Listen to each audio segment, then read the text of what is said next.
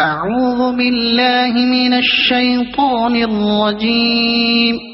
بسم الله الرحمن الرحيم. سيقول السفهاء من الناس ما ولاهم عن قبلتهم التي كانوا عليها قل لله المشرق والمغرب يهدي من يشاء إلى صراط مستقيم.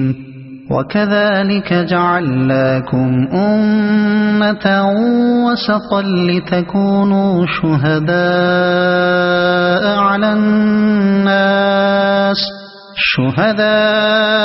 على الناس ويكون الرسول عليكم شهيدا. وما جعلنا القبلة التي كنت عليها إلا لنعلم من يتبع الرسول ممن ينقلب على عقبيه وإن كانت لكبيرة إلا على الذين هدى الله وما كان الله ليضيع إيمانكم إن الله بالناس لرءوف رحيم. قد نرى تقلب وجهك في السماء فلنولينك قبلة ترضاها فول وجهك شطر المسجد الحرام وحيث ما كنتم فولوا وجوهكم شطره وإن الذين أوتوا الكتاب ليعلمون أنه الحق من ربهم وما الله بغافل عما يعملون. ولئن أتيت الذين أوتوا الكتاب بكل آية ما تبعوا قبلتك وما أنت بتابع قبلتهم وما بعضهم بتابع قبلة بعض. ولئن اتبعت أهواءهم من بعد ما جاءك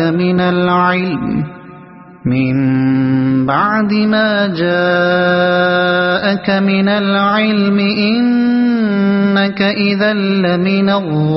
الظالمين. الذين آتيناهم الكتاب يعرفونه كما يعرفون أبناءهم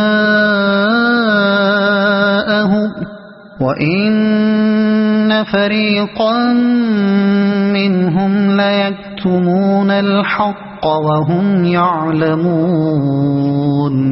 الحق من ربك فلا تكونن من الممترين. ولكل وجهة هو موليها فاستبقوا الخيرات أينما تكونوا يأت بكم الله جميعا إن الله على كل شيء قدير. ومن حيث خرجت فول وجهك شطر المسجد الحرام وإنه للحق من ربك وما الله بغافل عما تعملون. ومن حيث خرجت فول وجهك شطر المسجد الحرام وحيث ما كنتم فولوا وجوهكم شطره لئلا يكون للناس عليكم حجة إلا الذين ظلموا منهم فلا تخشوهم واخشوني ولأتم نعمتي عليكم ولعلكم تهتدون كما أرسلنا فيكم رسولا منكم يتلو عليكم آياتنا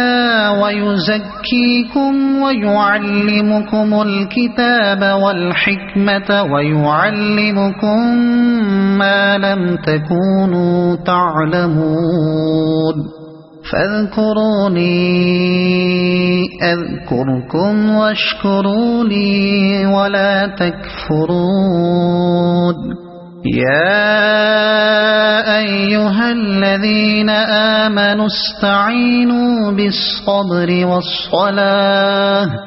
إن الله مع الصابرين ولا تقولوا لمن يقتل في سبيل الله أموات بل أحياء ولكن لا تشعرون ولنبلونكم بشيء من الخوف والجوع ونقص من الأموال والأنفس والثمرات وبشر الصابرين الذين إذا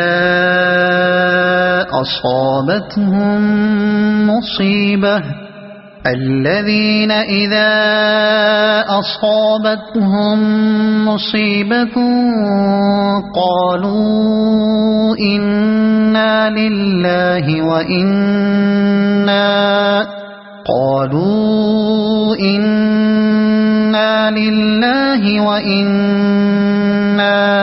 إليه راجعون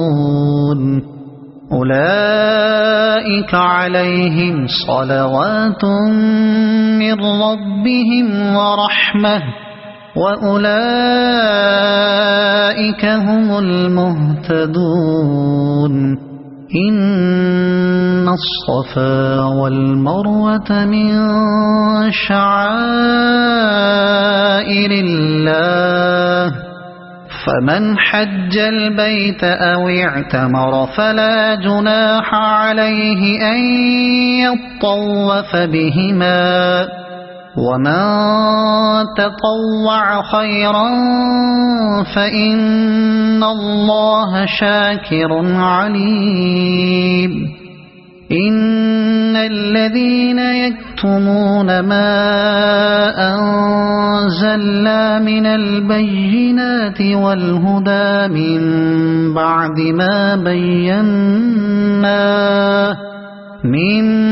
بعد ما بيناه للناس في الكتاب أولئك يلعنهم الله ويلعنهم اللاعنون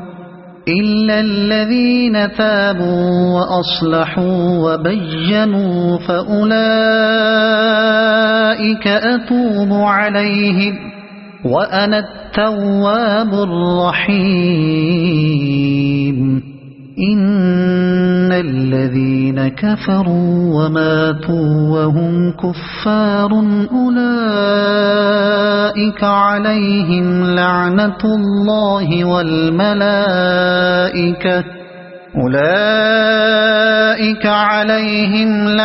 الله والملائكة والناس أجمعين خالدين فيها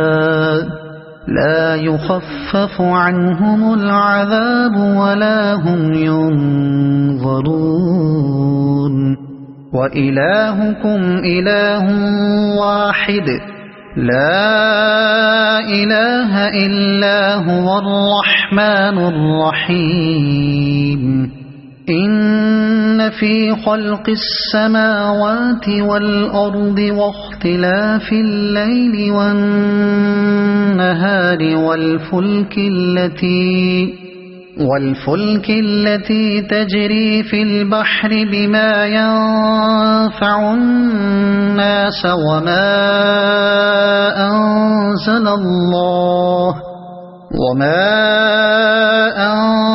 الله من السماء من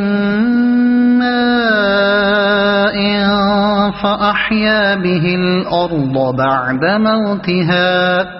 فأحيا به الأرض بعد موتها وبث فيها من كل دابة وتصريف الرياح والسحاب المسخر بين السماء والأرض لآيات لقوم يعقلون ومن الناس من يتخذ من دون الله أندادا يحبونهم كحب الله والذين آمنوا أشد حبا لله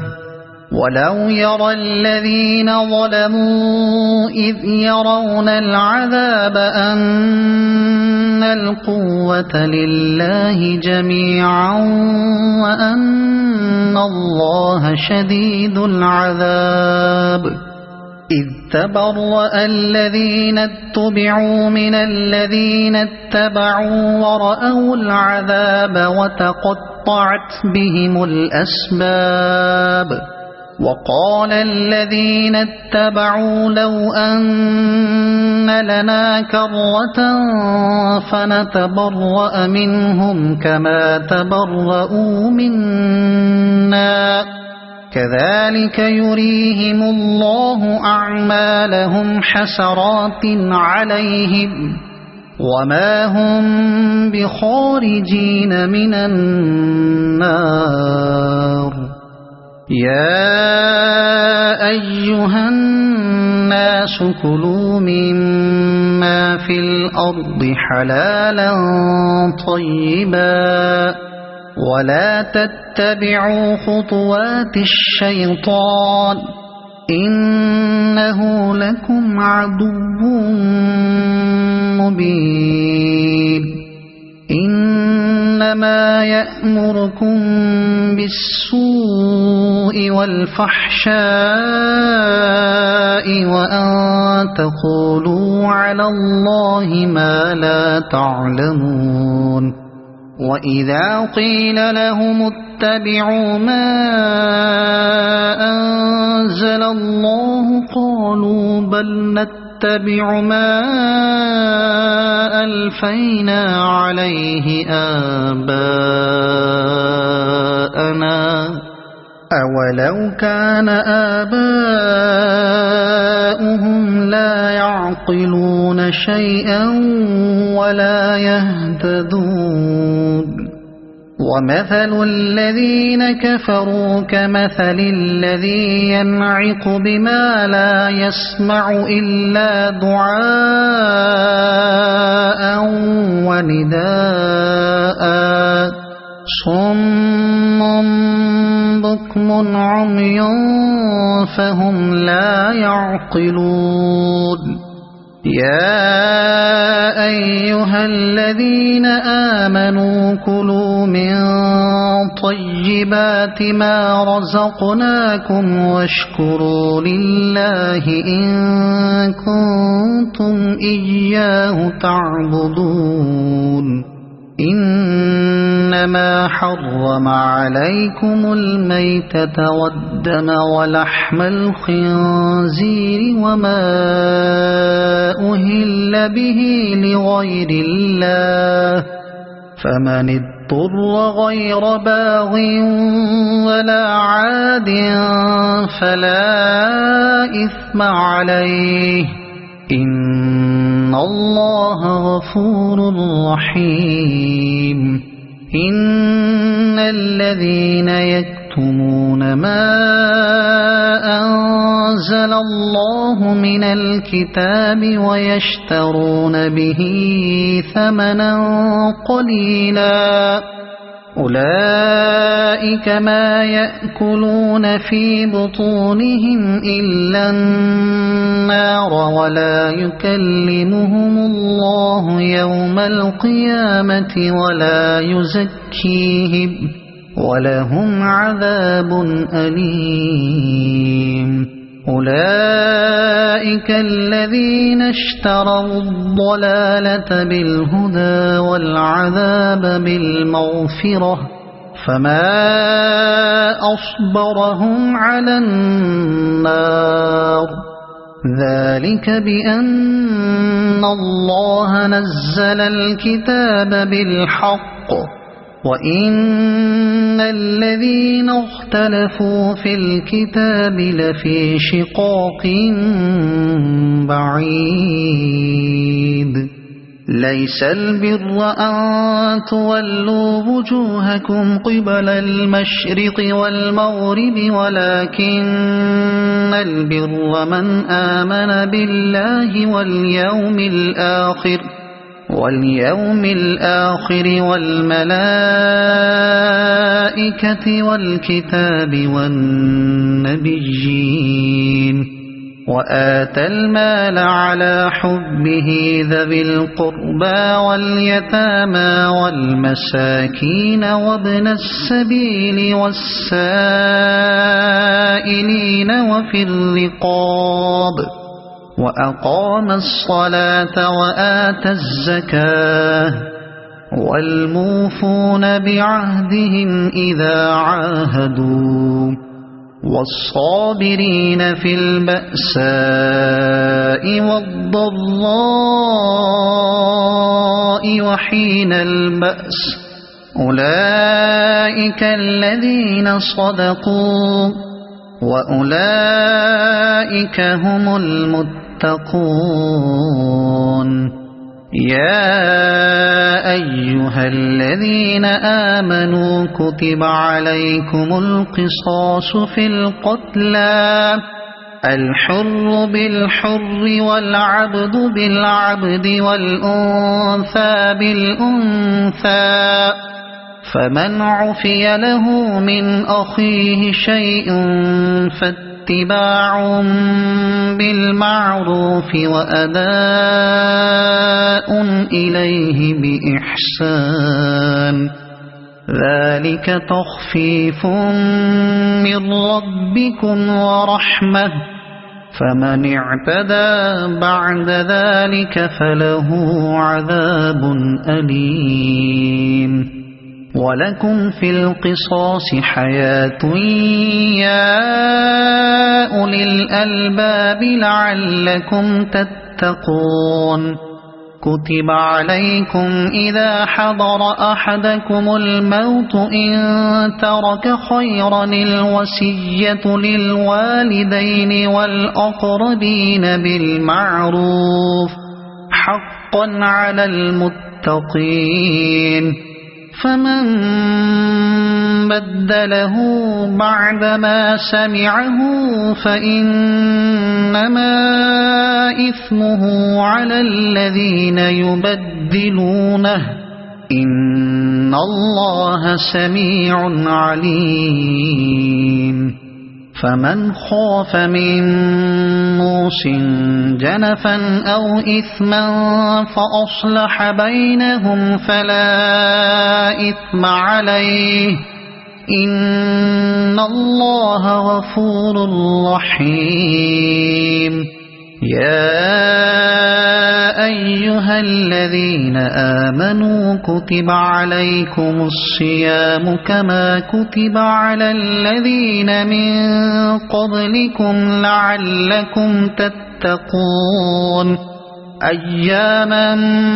معدودات فمن كان منكم مريضا أو على سفر فعدة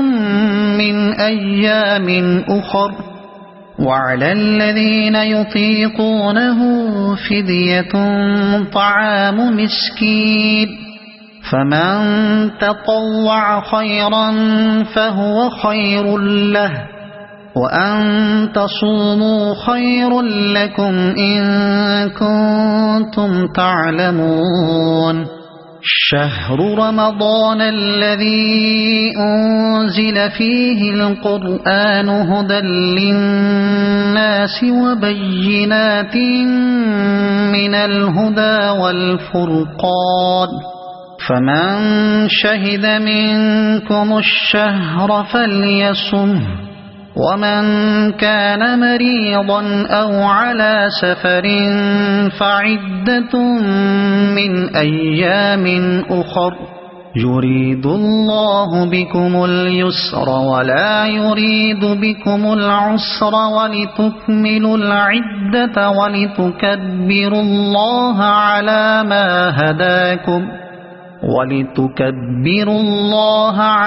ما هداكم ولعلكم تشكرون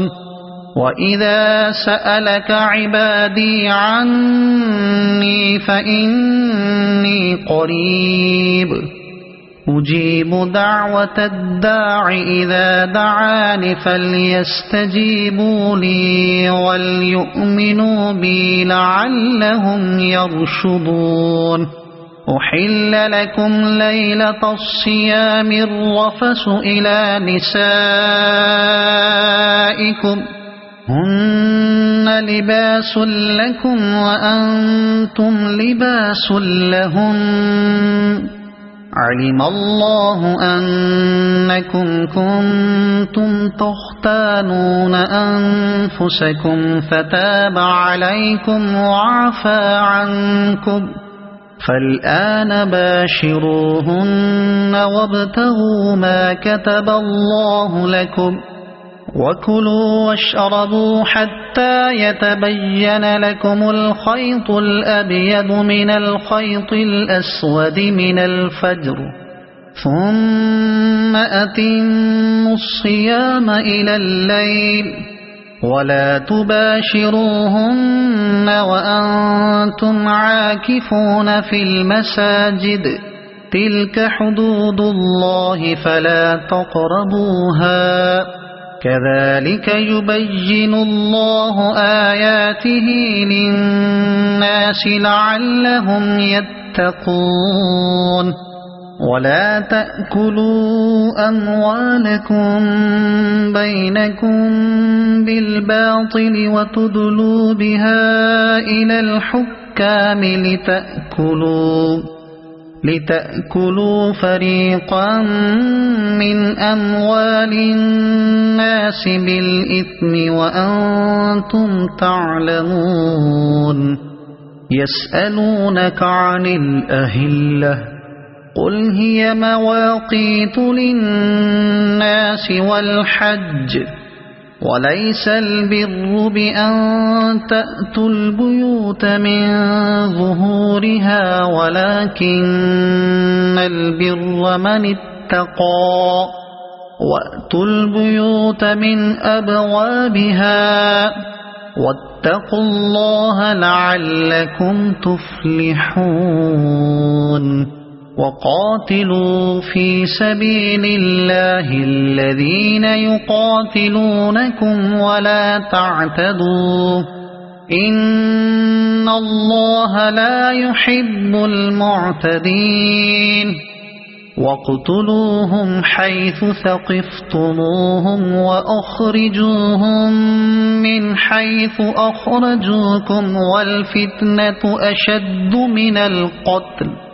ولا تقاتلوهم عند المسجد الحرام حتى يقاتلوكم فيه فإن قاتلوكم فاقتلوهم كذلك جزاء الكافرين فإن انتهوا فإن الله غفور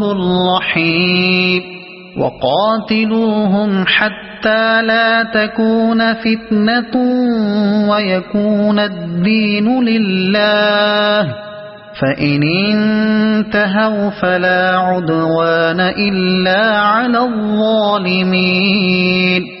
الشهر الحرام بالشهر الحرام والحرمات قصاص فمن اعتدى عليكم فاعتدوا عليه بمثل ما اعتدى عليكم واتقوا الله واعلموا أن الله مع المتقين وأنفقوا في سبيل الله ولا تلقوا بأيديكم إلى التهلكة وأحسنوا إن الله يحب المحسنين وأتموا الحج والعمرة لله فإن أحصرتم فما استيسر من الهدي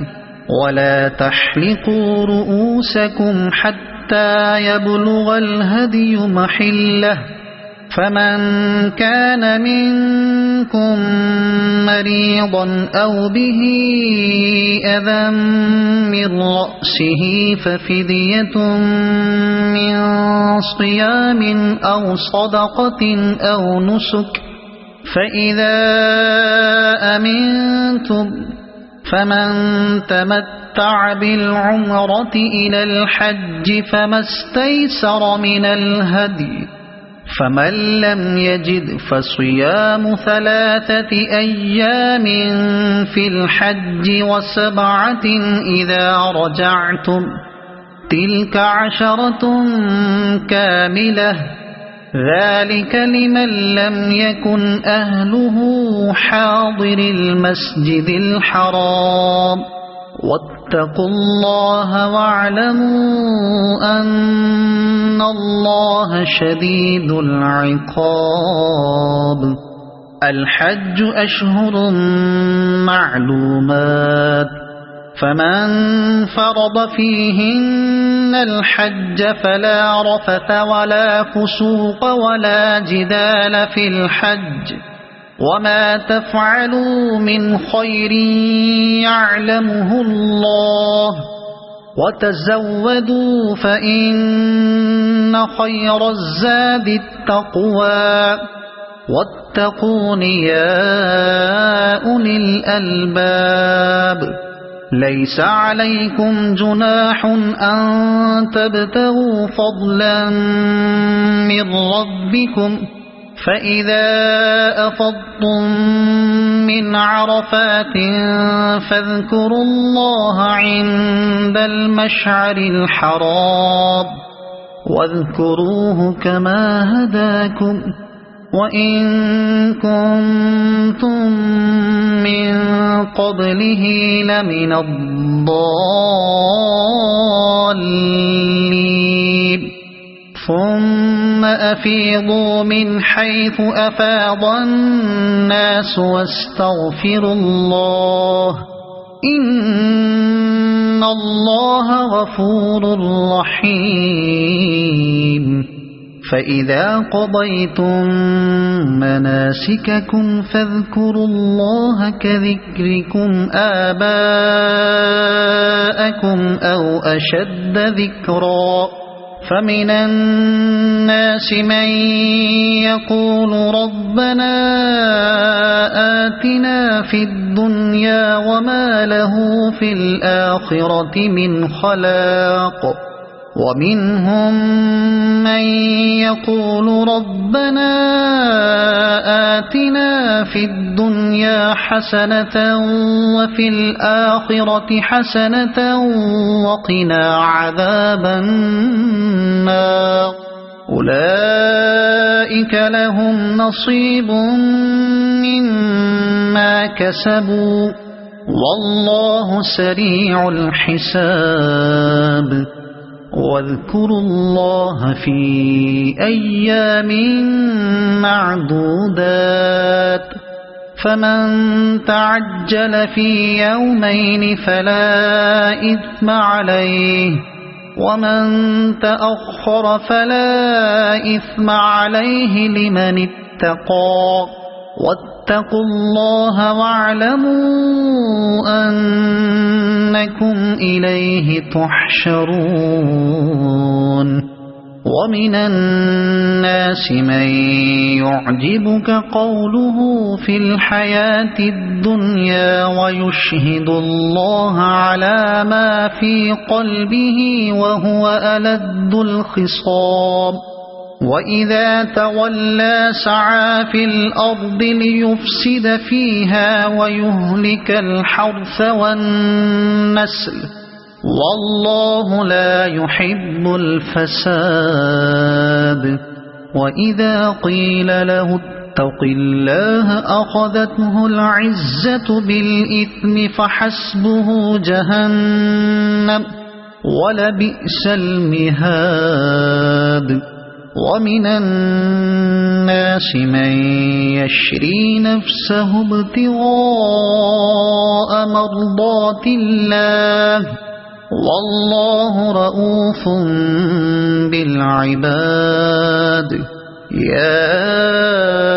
أيها الذين آمنوا ادخلوا في السلم كافة ولا تتبعوا خطوات الشيطان إنه لكم عدو مبين فإن زللتم من بعد ما جاءتكم البينات فاعلموا أن الله عزيز حكيم هل ينظرون إلا أن يأتيهم الله في ظلل من الغمام والملائكة وقضي الأمر وإلى الله ترجع الأمور سل بني إسرائيل كم آتيناهم من آية بينة ومن يبدل نعمة الله من بعد ما جاءته فإن الله شديد العقاب زين للذين كفروا الحياة الدنيا ويسخرون من الذين آمنوا والذين اتقوا فوقهم يوم القيامة والله يرزق من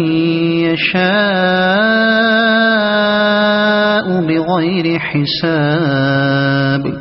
كان الناس أمة واحدة فبعث الله النبيين مبشرين ومنذرين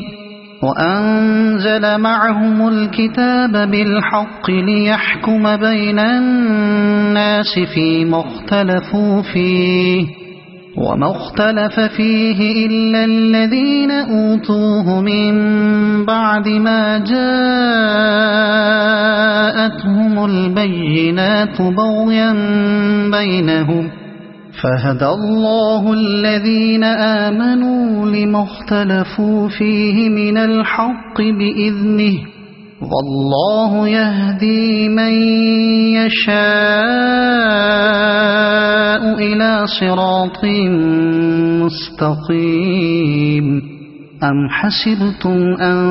تدخلوا الجنة ولما يأتكم مثل الذين خلوا من قبلكم مستهم البأساء والضراء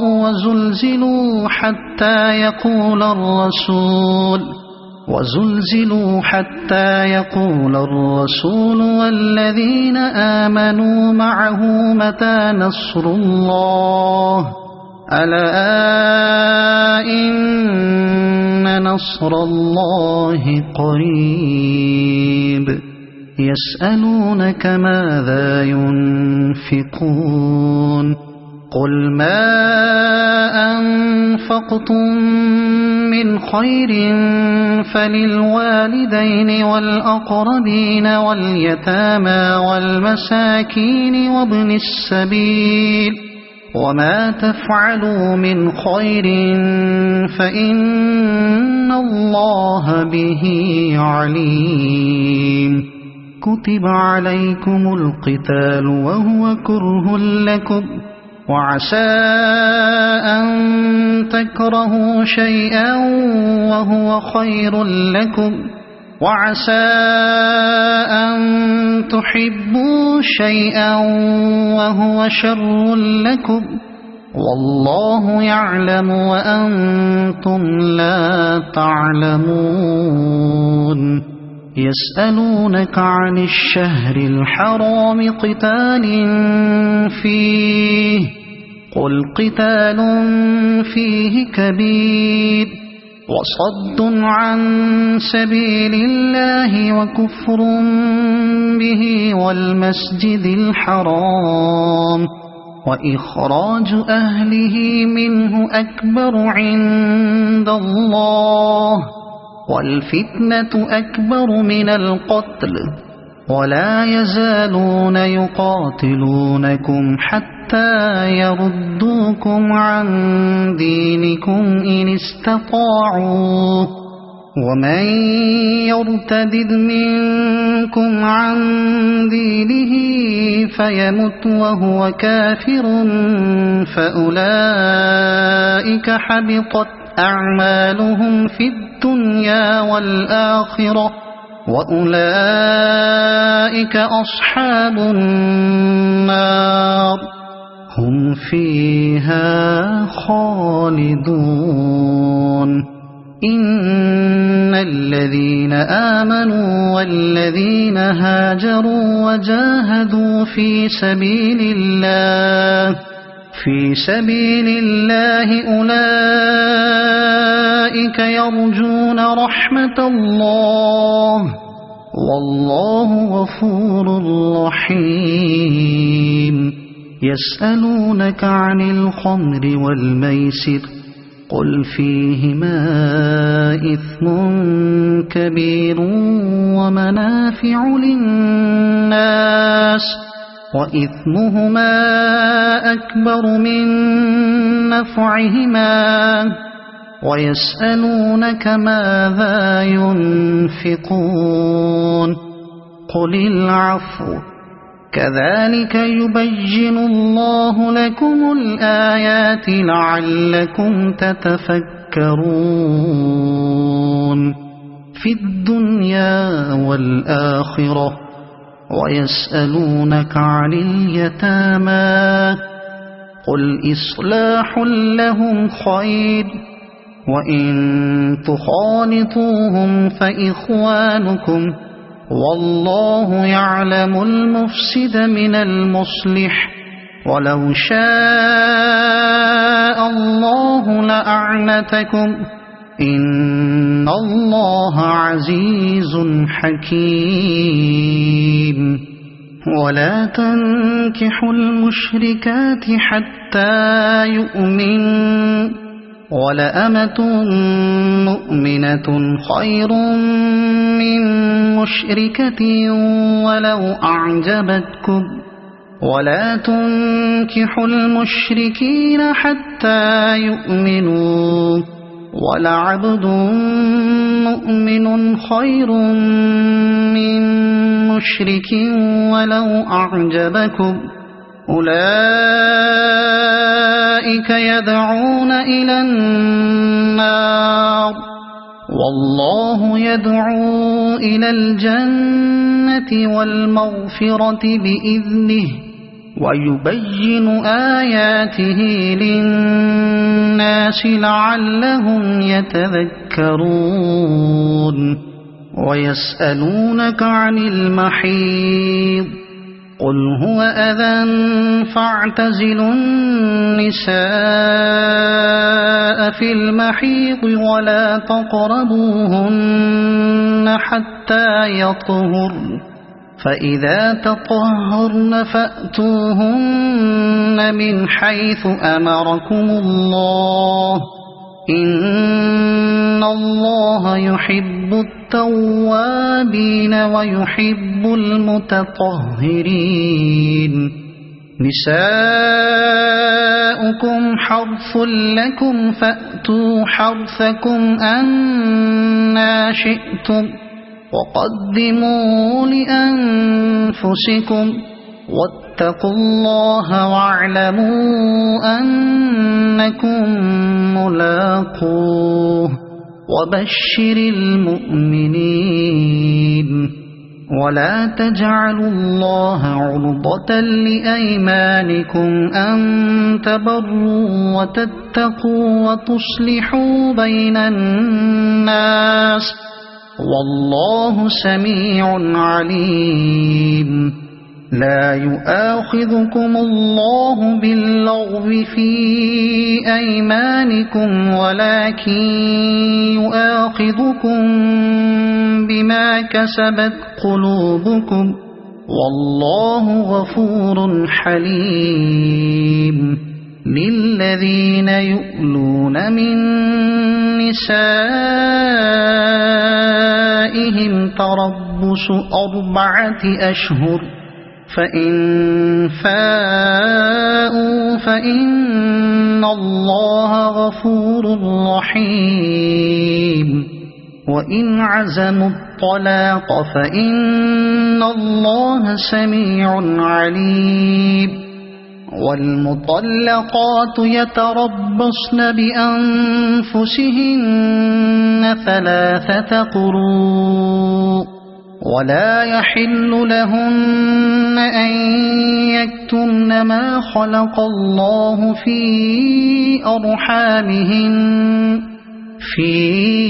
أرحامهن إن كن يؤمن بالله واليوم الآخر وبعولتهن أحق بردهن في ذلك إن أرادوا إصلاحا ولهن مثل الذي عليهن بالمعروف وللرجال عليهن درجة والله عزيز حكيم الطلاق 2 فإمساك بمعروف أو تسريح بإحسان ولا يحل لكم أن تأخذوا مما آتيتموهن شيئا إلا أن يخافا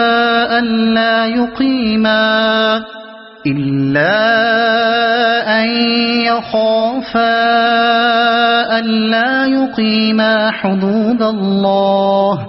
فإن خفتم ألا يقيما حدود الله فلا جناح عليهما فيما افتدت به تلك حدود الله فلا تعتدوها ومن يتعد حدود الله فأولئك هم الظالمون فإن طلقها فلا تحل له من بعد حتى تنكح زوجا غيره فإن طلقها فلا جناح عليهما أن يتراجعا إن ظنا أن يقيما حدود الله وتلك حدود الله يبينها لقوم يعلمون وإذا طلقتم النساء فبلغن أجلهن فأمسكوهن بمعروف أو سرحوهن بمعروف ولا تمسكوهن ضرارا لتعتدوا ومن يفعل ذلك فقد ظلم نفسه ولا تتخذوا آيات الله هزوا واذكروا نعمة الله عليكم وما أنزل عليكم من الكتاب والحكمة يعظكم به واتقوا الله واعلموا أن الله بكل شيء عليم. وإذا طلقتم النساء فبلغن أجلهن فلا تعضلوهن أن ينكحن أزواجهن إذا تراضوا بينهم بالمعروف ذلك يوعظ به من كان منكم يؤمن بالله واليوم الآخر ذلكم أزكى لكم وأطهر والله يعلم وأنتم لا تعلمون. والوالدات يرضعن أولادهن حولين كاملين لمن أراد أن يتم الرضاعة وعلى المولود له رزقهن وكسوتهن بالمعروف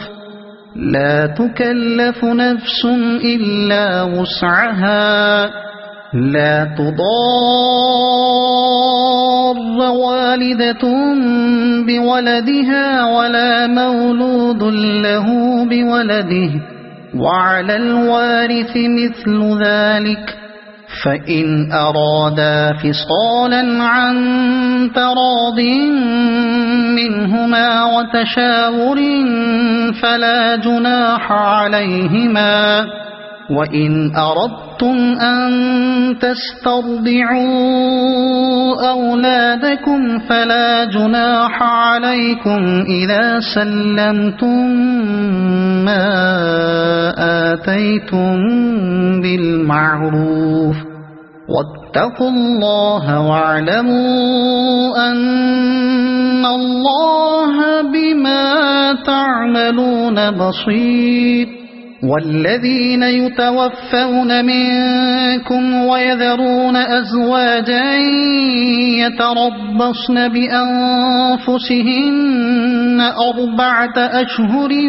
وعشرا فإذا بلغن أجلهن فلا جناح عليكم فيما فعلن في أنفسهن بالمعروف والله بما تعملون خبير. ولا جناح عليكم فيما عرضتم به من خطبة النساء أو أكننتم في أنفسكم علم الله أنكم ستذكرونهن ولكن لا تواعدوهن سرا إلا أن تقولوا قولا معروفا ولا تعزموا عقدة النكاح حتى يبلغ الكتاب أجله واعلموا أن الله يعلم ما في أنفسكم فاحذروه واعلموا أن الله غفور حليم. لا جناح عليكم إن طلقتم النساء ما لم تمسوهن أو تفرضوا لهن فريضة ومتعوهن على الموسع قدره وعلى المقتر قدره متاعا بالمعروف حقا على المحسنين. وإن طلقتموهن من قبل أن تمسوهن وقد فرضتم لهن فريضة فنصف ما فرضتم إلا أن يعفون أو يعفو الذي بيده عقدة النكاح وأن تعفوا أقرب للتقوى ولا تنسوا الفضل بينكم إن الله بما تعملون بصير حافظوا على الصلوات والصلاة الوسطى وقوموا لله قانتين فإن خفتم فرجالا أو ركبانا فإذا